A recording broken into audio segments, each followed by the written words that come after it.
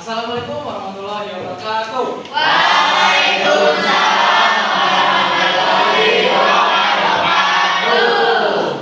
Teman-teman, gimana kabarnya hari ini? Alhamdulillah luar biasa. Allahu Akbar. Alhamdulillah kalau kalian semua sehat, semoga kita selalu dalam kesehatan dan selalu diberi kelancaran. Amin. Silakan nomornya dirapikan dulu. Baik, Pak. Kalau dirasa sudah rapi, mungkin silakan kepada Akmal sebagai ketua kelas untuk memimpin teman-temannya di bawah. Silakan Akmal. Siapa? Duduk siap sebelum mulai pelajaran, maka baiknya kita berdoa dan kita berdoa. Silakan.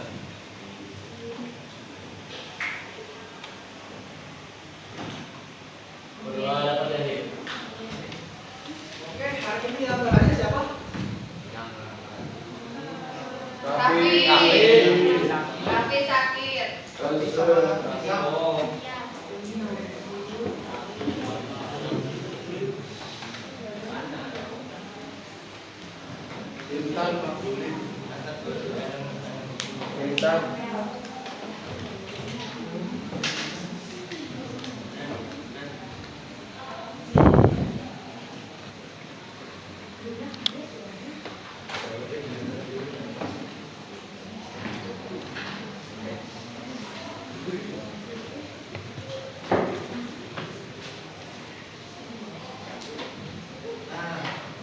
Oke teman-teman, karena kan minggu kemarin saya tidak hadir ya. Nih, saya tuh nyuruh kalian kemarin dulu melanjutkan proyek kerja kalian. Nah, sekarang saya ingin menanyakan setiap kelompoknya mengenai progresnya sudah sampai mana. Nah, kelompok satu siapa yang mau menjelaskan sampai mana proyek kalian? Siapa boleh? Kelompok satu dan kelompok satu.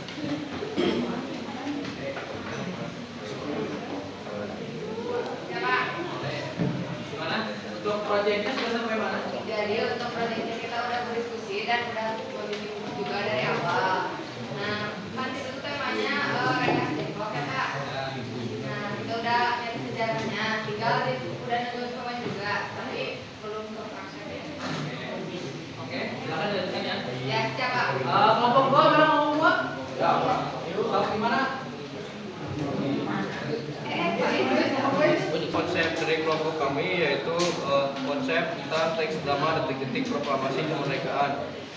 Jadi kita menjelaskan pada tanggal 6 Agustus 1945 Paris beras sekutu menjatuhkan bom di atas langit Hiroshima yang mengakibatkan hangusnya sendi infrastruktur pertahanan logistik militer di kota tersebut dan menewaskan kurang lebih dari sekitar 80.000 juta jiwa.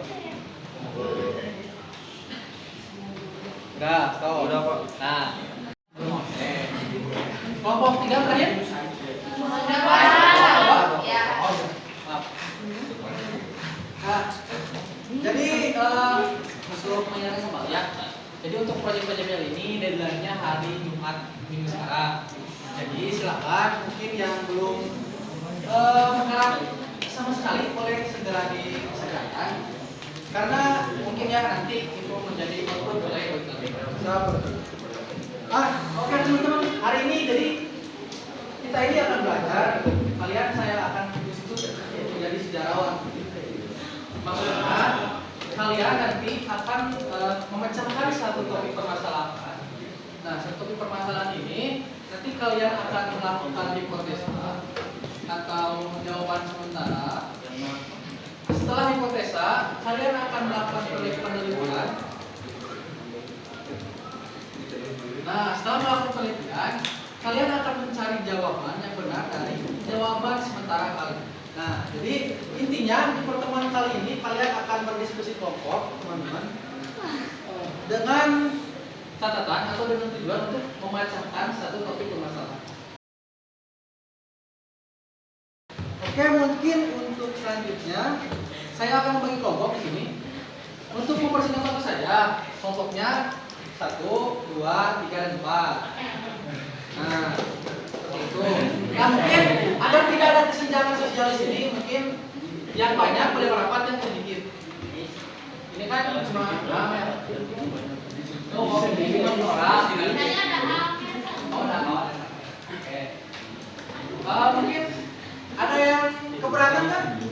Mau nih kopinya? Ya ada. Nah, Tidak. Nah, oke. Untuk selanjutnya, oh ya. Nah, di sini saya ada lembar pekerjaan kalian. Silakan bagi kerja ya.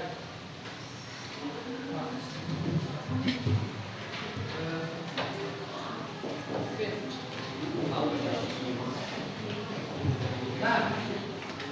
Nah, jadi kan di situ, oke, petunjuk pekerjaan di sini. Jadi teman-teman, di situ kan ada kolom A, ada kolom B, dan kolom L. Nah, sekarang kalian isi per kelompok itu mengisi yang kolom A dan kolom B aja. Nah, kolom A di sini teh menunjukkan kalian mengisi materi apa saja atau fakta apa saja yang sudah kalian ketahui mengenai sejarah. Contoh, saya sudah mengetahui kalau Indonesia merdeka tanggal 11 Agustus. Saya mengetahui bahwa peristiwa Rengas Dengklok itu menculik Soekarno dan Hatta. Nah, kalian mengisi fakta-fakta sejarah di sini di kolom K. Nah, jadi boleh 1, boleh 2, boleh 3, itu tergantung kalian. Sepengetahuan kalian aja. Nah, untuk kolom W di sini kalian isi materi apa saja yang ingin kalian ketahui. Contoh, kalian kan berkelompok ya, nanti kalian diskusi aja. Kelompok kami ingin mengetahui lebih lanjut mengenai misalkan penyebaran berita setelah kemerdekaan. Kelompok kami ingin mengetahui lebih lanjut tentang ini itu dan lain sebagainya. Nah, sampai sini jelas? Nah, boleh itu kaitannya maka bisa silakan berdiskusi dan ya bisa ngomong. Ya. Oke, untuk penama kelompok 1 saya kasih nama kelompok Rengas Dengklok. Namanya kelompok Rengas Dengklok. Kelompok 2 kelompok perumusan teks. Kelompok 3 pelaksanaan proklamasi. Dan kelompok 4 saya kasih nama kelompok penyebaran berita. Ingat-ingat ya.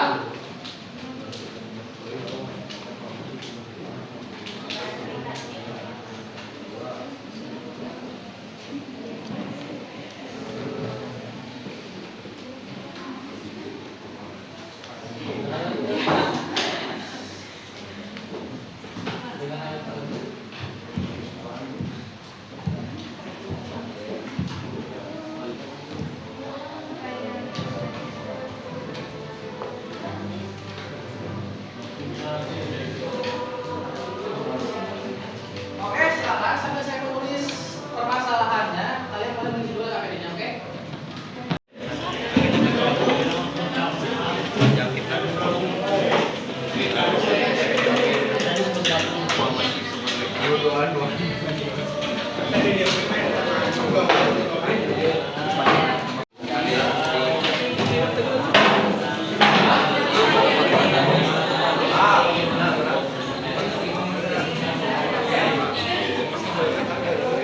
Pak, yang saya ketahui RT RW peninggalan dari Pak jasa.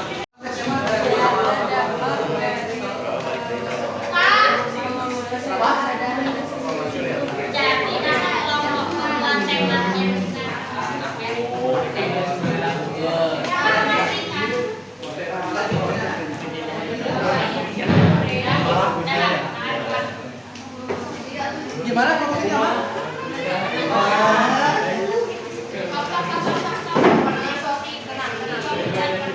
Tenang.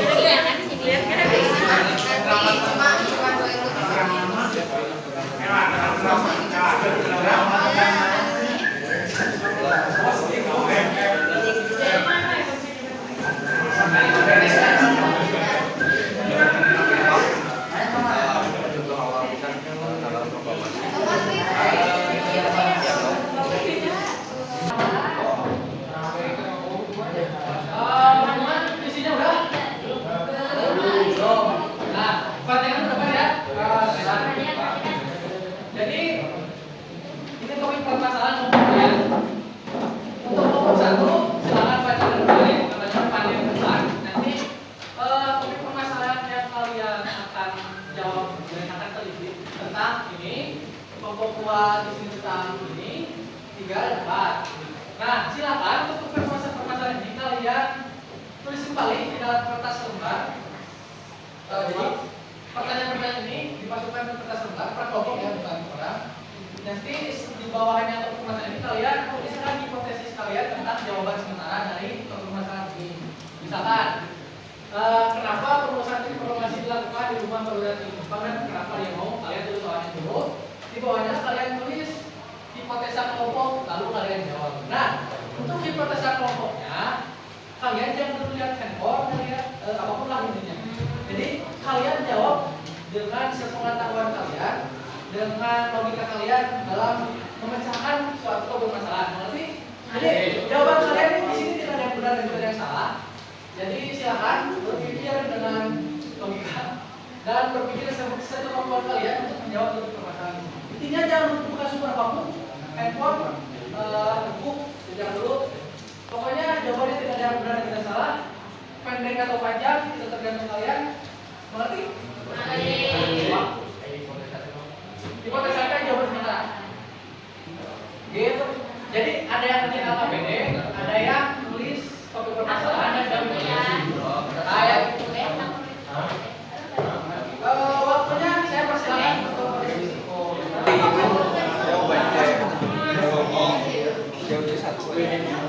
Kalau kemarin aku satu aja. Jadi nulis soalnya kalau yang mau kalian aja.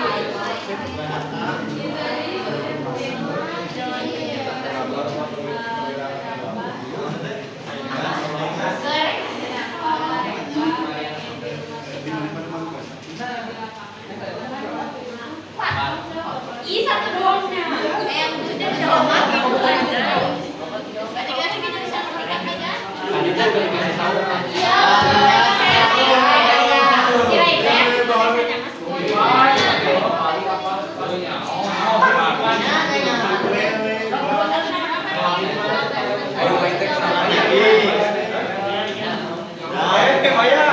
Untuk kelompok satu silakan bacakan soalnya, lalu bacakan hipotesa kalian apa? Boleh. Perwakilan kelompok satu. Teman-teman, mohon kami beri.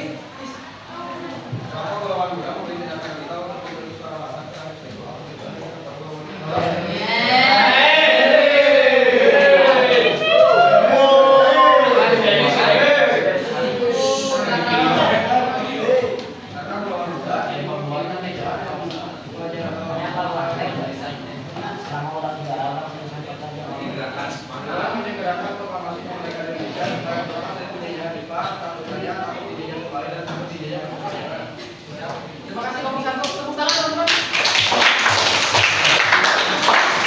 Selanjutnya kelompok 2 silakan.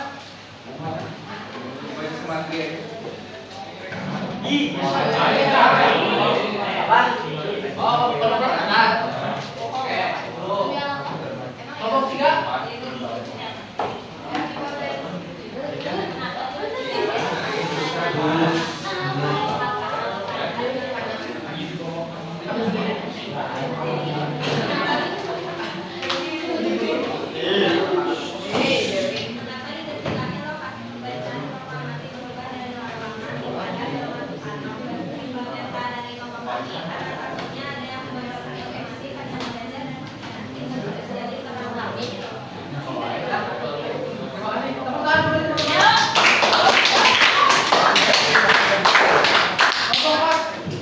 Hipotesa dari kelompok satu.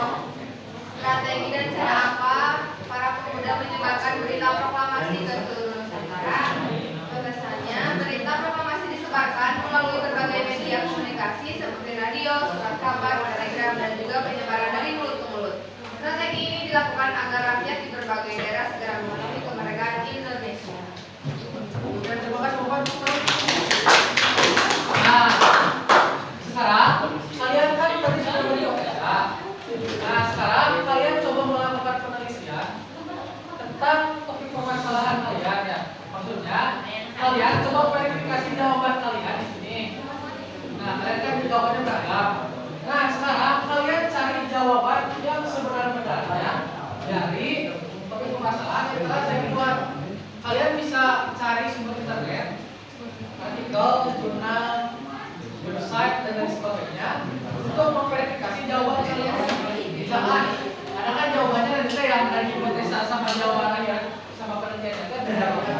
ada yang sama ya tinggal solusi aja dulu.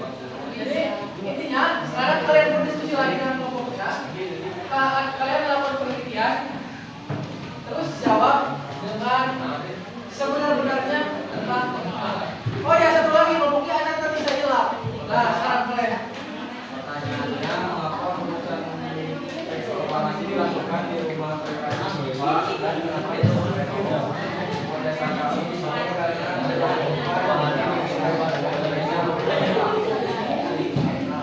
Nah, oke. Jelas teman-teman semua jelas? Silakan. Penelitian dimulai dari sana.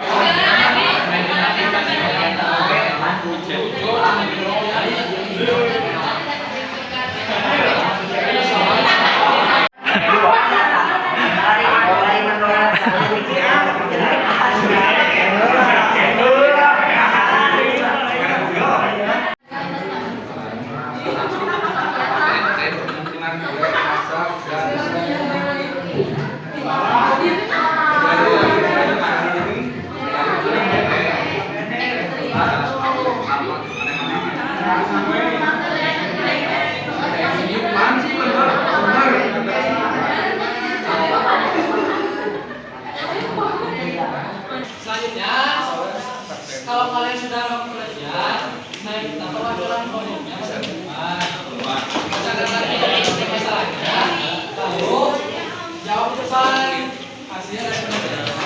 Ya, untuk pemaparan hasil penelitian, saya mulai dari kelompok saya.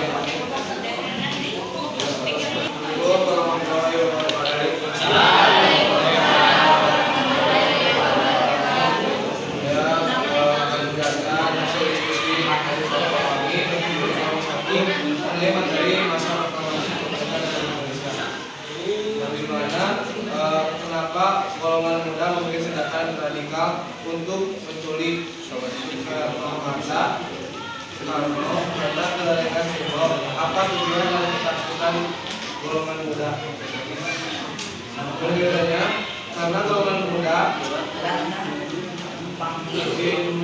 ingin mengakhiri perbedaan dengan menyesatkan proklamasi kemerdekaan supaya terlepas dari kejahat Jepang ketakutannya takut dijajah kembali dan takut dijajah berkepanjangan. Lalu kemudiannya golongan muda menculik Soekarno dan Hatta ke Republik Simbol untuk menjauhkan mereka dari pemerintahan dan mendesak proklamasi kemerdekaan sudah dilakukan. Mereka memilih tindakan radikal karena kecewa atas penolakan Soekarno Hatta yang ingin menunggu janji kemerdekaan dari Jepang dan prosedur PPKI. Sekian hasil diskusi yang kami lakukan.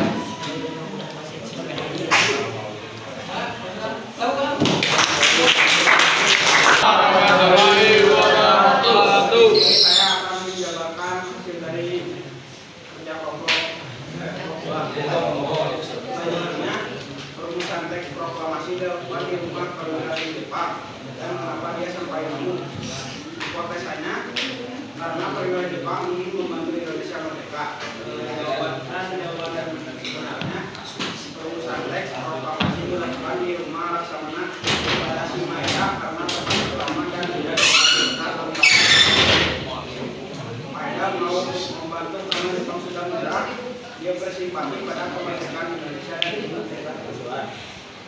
Ya, terima kasih.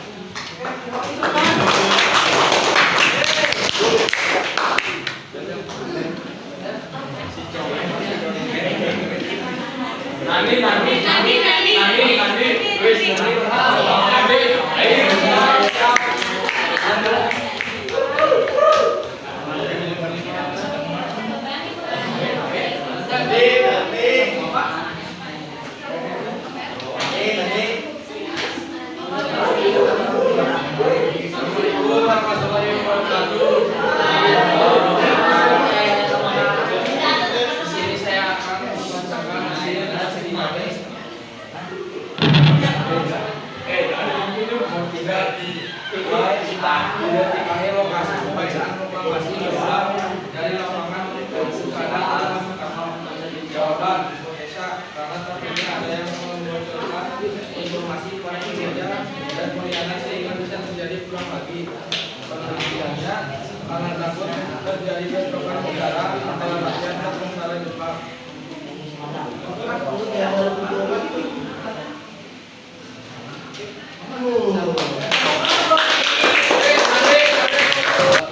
Akan memaparkan strategi dan cara atas Nusantara berita proklamasi disebarkan mulai dari media komunikasi seperti radio, kawan, program dan juga penyebaran dari seluruh strategi ini dilakukan di berbagai daerah negara mengetahui kemerdekaan Indonesia. Berdasarkan ke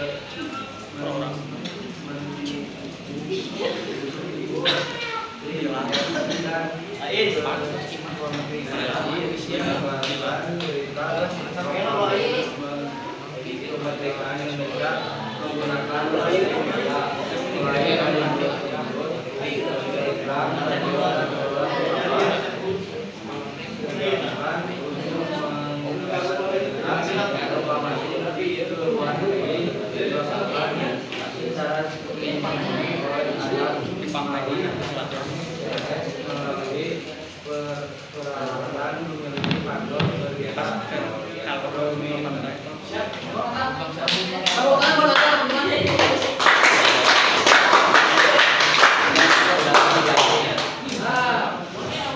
Perhatikan, jadi dari keempat kelompok ini, dari hipotesa dan jawaban sepertinya sudah benar semua. Tepuk tangan untuk kalian semua.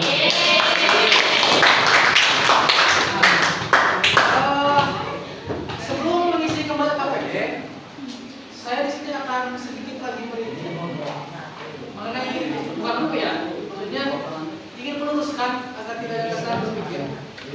Nah, pertanyaan pertama, kenapa golongan muda tindakan radikal untuk menuntut Soekarno dan Hatta atas Depok? Nah, seperti yang sudah saya jelaskan 2 minggu sebelumnya, teman-teman. Jadi, golongan muda dan golongan tua ini memiliki paradigma yang berbeda. Nah, di sini golongan muda ketika mendapatkan berita bahwa Jepang telah menyerang kepada suku mereka ini hasrat untuk memerdekakan dirinya sendiri itu sangat besar dibanding golongan tua.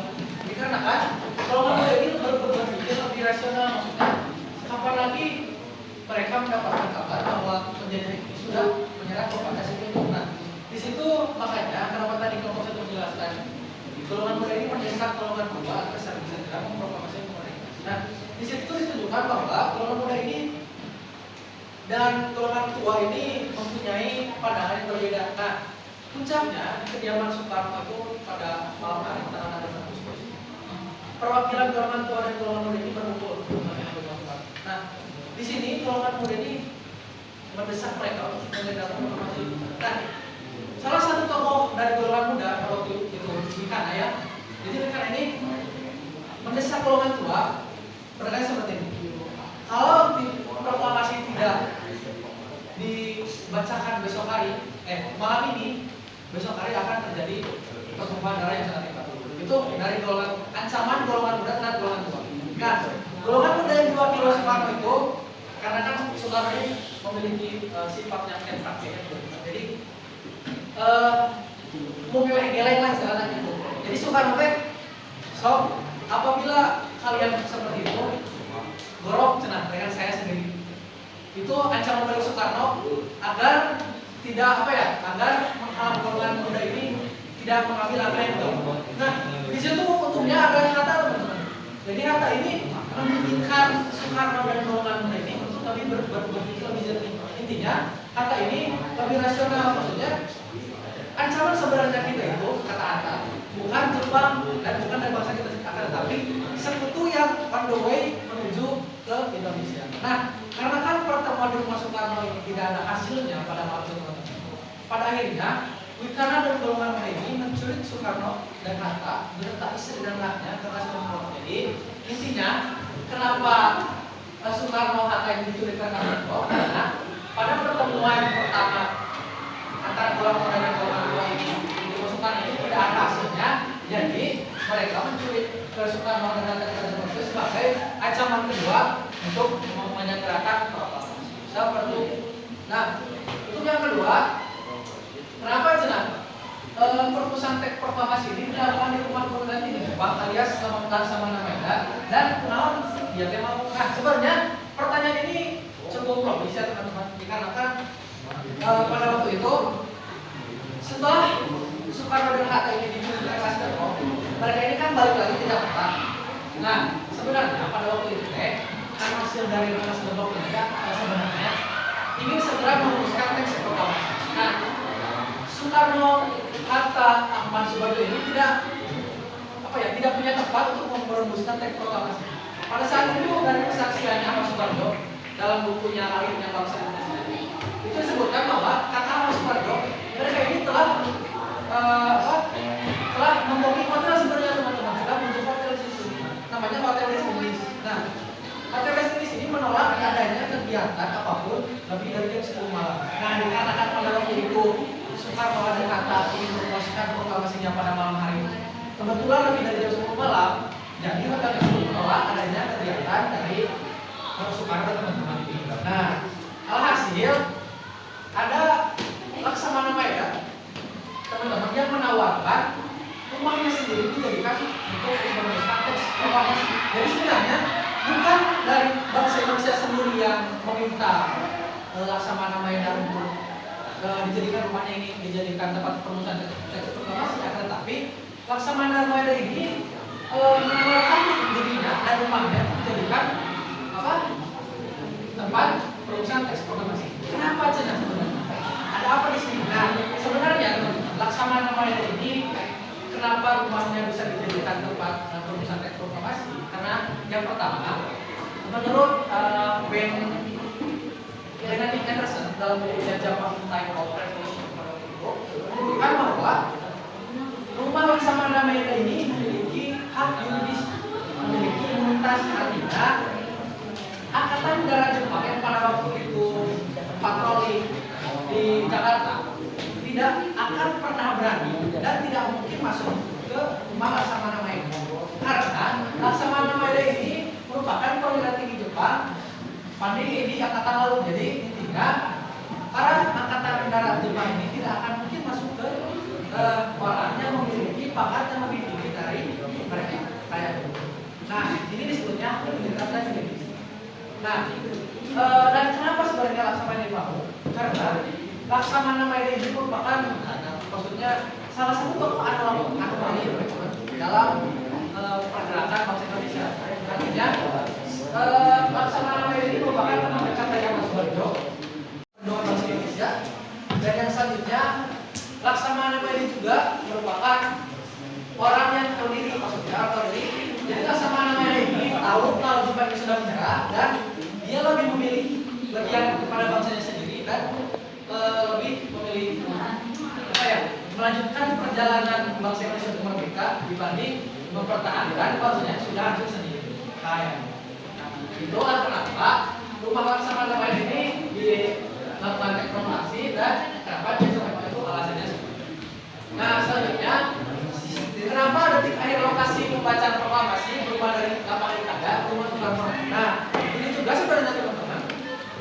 Faktanya, H-min beberapa jam sebelum teks proklamasi itu, rencana Soekarno masih ingin melaksanakan proklamasi di lapangan Ikada, teman-teman.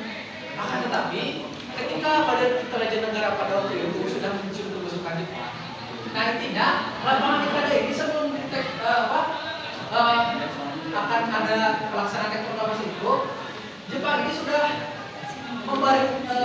memblokade wilayah lapangan Ikada. Jadi kalaupun Soekarno tetap memaksa akan memproklamasikan kemerdekaan di lapangan Ikada, itu menjadi tanda bunuh diri. Jadi istilahnya kalau Soekarno tetap memaksa di lapangan Ikada, itu akan menjadi pembantaian massal. Karena di lapangan IKN sudah dipenuhi oleh tentara Jepang dengan senjata lengkap dan senjata yang berat. Nah, jadi ketika mendengar itu Soekarno langsung saja memindahkan dengan Palikada ke rumahnya sendiri. Kenapa ke rumah Soekarno? Nah, jadi yang pertama karena tidak ada tempat lain, dan yang kedua, oh ya teman-teman, di rumah Soekarno juga karena serba dadakan pindahnya, perusahaan pelaksanaan pembacaan teks proklamasi ini yang harusnya sakral bagi bangsa kita sendiri akan tetapi penuh kesederhanaan. Intinya di rumah Soekarno ini pada waktu pelaksanaannya tidak ada konstitusi yang sah, tidak ada konsolidasi negara yang benar-benar formal, bahkan kancapan bendera untuk membentangkan bendera merah putihnya juga diambil oleh dengan bayangkan dengan yang jemuran diambil oleh salah satu tokoh lalu ditancapkan di dalam itu saking sederhana. Bahkan mikrofon yang digunakan Soekarno, kalian tahu yang ada di kota itu, nah itu tuh bukan masih itu kan pinjam dari toko elektronik di dekat rumahnya itu. Saking sederhananya, saking terlakanya proklamasi pada waktu itu. Jadi intinya proklamasi ini penuh dengan penuh dengan gejolak, penuh dengan dinamika. Meskipun begitu, teks proklamasi tetap diumandangkan di depan Bung Karno dengan penuh kesakralan dan kayak gitu. Nah, terakhir teman-teman, strategi dan cara apa para pemuda menyebarkan berita proklamasi ke seluruh Nusantara? Jawaban kelompok 4 ini sangat kompleks ya teman-teman, sangat benar sekali. Jadi untuk menyebarkan berita kemerdekaan ini ada banyak cara. Salah satunya tadi melalui telegram, melalui radio. Nah, dikarenakan telegram dan radio ini ketika Jepang sudah tahu bahwa Indonesia proklamasi merdeka, nah dua hal ini oleh Jepang itu langsung di shutdown, langsung diblokir,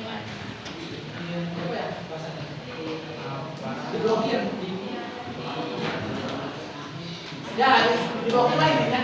Pokoknya siaran radio dan siaran telegram yang ada di sini diblokir Jepang. Akan tetapi pemuda-pemuda dari luar muda ini sangat nekat, bahkan mempertaruhkan nyawanya sendiri untuk sudah dibuat oleh Jepang, diambil lagi, bahkan ada yang sampai sisa bahkan untuk hanya untuk menyebarkan melewati radio dan telegram ini ada yang sampai dipersekusi, ada yang disiksa, ada yang sebagainya. Akan tetapi di samping radio dan telegram ini ada teman-teman salah satu cara pemuda yang keren menurut saya, yaitu melalui kereta api. Nah, jadi para pemuda mengecek gerbong kereta api yang panjang, Indonesia telah merdeka di gerbong itu besar. Jadi kan kereta ini jalan dari Jawa dan Jakarta ke seluruh Pulau Jawa ya. Nah, jadi cara salah satunya menyebarkan berita lewat mural dari gerbong kereta api. Nah, adapun kurir-kurir sepeda, mereka ini menyebarkan teksnya itu mengayuh sepeda mereka beratus-ratus kilometer dari Pulau Jawa hanya untuk menyebarkan berita bahwa Indonesia telah merdeka. Adapun lewat laut menyisipkan sebuah draft, sebuah pamflet ke kapal-kapal yang berlayar di Sulawesi dan pulau-pulau di luar Jawa. Nah, itu berbagai cara dan strategi pemuda untuk menyebarkan berita di Indonesia ini. Kayak ini. Sampai sini ada pertanyaan? Cukup? Kalau udah cukup, teman-teman yang berteman. Nah, sekarang kalian kembali isi lagi PPD-nya. Nah, sekarang kalian isi yang di kolom L. Nah, kolom L ini artinya hal baru apa yang telah kalian pelajari dari hasil diskusi dan pemaparan materi yang saya berikan. Nah, kalian tulis 3 aja. Maksudnya, hari ini saya dan kelompok saya telah mempelajari hal baru mengenai, misalkan kami baru tahu mengenai bahwa penyebaran berita proklamasi ini dari berbagai syarat ataupun kayak itulah, pokoknya hal baru apa yang kalian dapatkan ini tulis di kolom L. Terakhir ada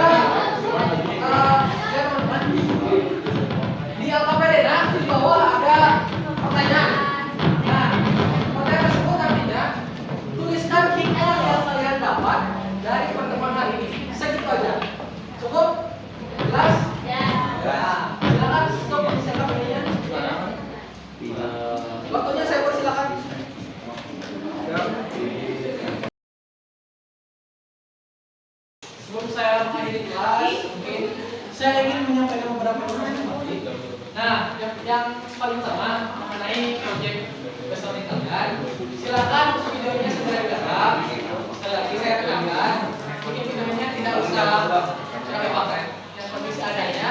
Yang penting tidak memberatkan kalian dan untuk nilai saya sebaik-baiknya tugas adalah tugas yang selesai. Siap.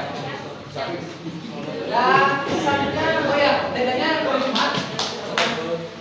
Nanti linknya kirim saja ke saya. Linknya udah, yang maksudnya link YouTube-nya kirim ke saya sudah. Dan selanjutnya terima kasih kepada kalian semua yang telah mengikuti pertemuan ini. Semoga apa yang saya sampaikan dan kalian dapatkan semoga menjadi bekal dan menjadi hikmah untuk kita. Tentunya sebelum saya tutup, silakan kepada Asam mungkin teman-temannya kepada Duduk siap, sudah akhiri pelajaran langkah ini kita berdoa terlebih dahulu. Berdoa silakan. Berdoa lagi. terima kasih kepada kalian. Kita bertemu lagi.